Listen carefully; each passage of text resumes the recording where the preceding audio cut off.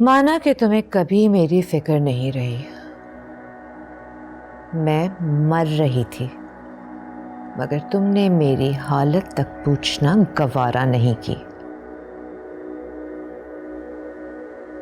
لیکن اپنی بیٹیوں کی تربیت تو صحیح طریقے سے کر دی ہوتی۔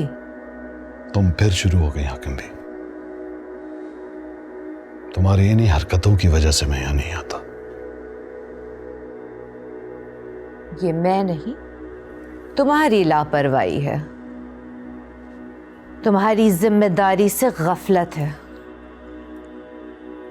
جو تمہیں پیرا پور کے شہنشاہ ہونے کے باوجود شہر میں جلا وطنی جیسی زندگی کی طرف مائل کیے ہوئے ہے۔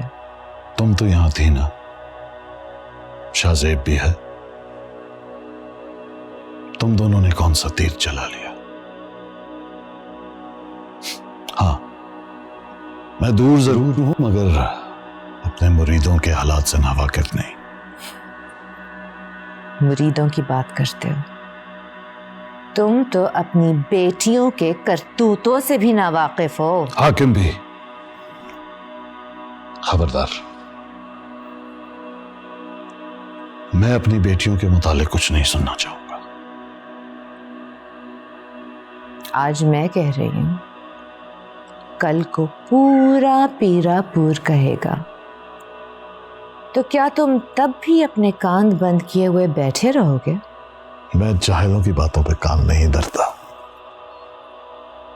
جسے تم اس قدر حقارت سے جہالت کہہ رہے ہو، یہ پیرا پور کی روایت ہے، اور یاد رکھنا انہی روایات کے بلبوتے پر یہ گدی قائم ہے۔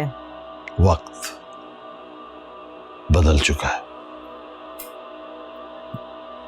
پیرا پور میں وقت نہیں بدلتا۔ وقت پانی کی طرح ہے، جو ٹھہر جائے تو جوہر کی طرح بدبو دینے لگتا ہے۔ اگر ایسی بات ہے تو میں سر سے یہ بادشاہ بیگم کی چادر اتار کے پیرا پور کی گلیوں میں ننگے سر پھرتی ہوں، اور مریدوں کو بتا دیتی ہوں کہ پیرا پور بدل گیا ہے۔ جہاں وقت ٹھہرا ہوا ہے اور اس کے پیر صاحب اسے جوہر سمجھنے لگے ہیں۔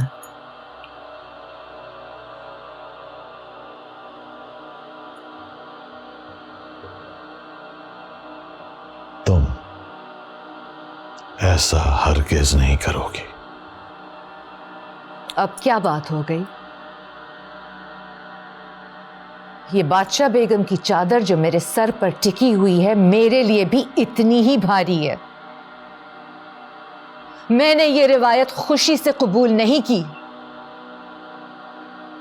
آج کو میں بادشاہ بیگم ہوں، کل تمہاری بیٹی ہوگی۔ یاد رکھنا شاہ عالم، کل جو کچھ تم نے اپنی بہن کے لیے قبول کیا تھا، آگے وہی سب کچھ تمہیں اپنی بیٹی کے لیے قبول کرنا ہوگا۔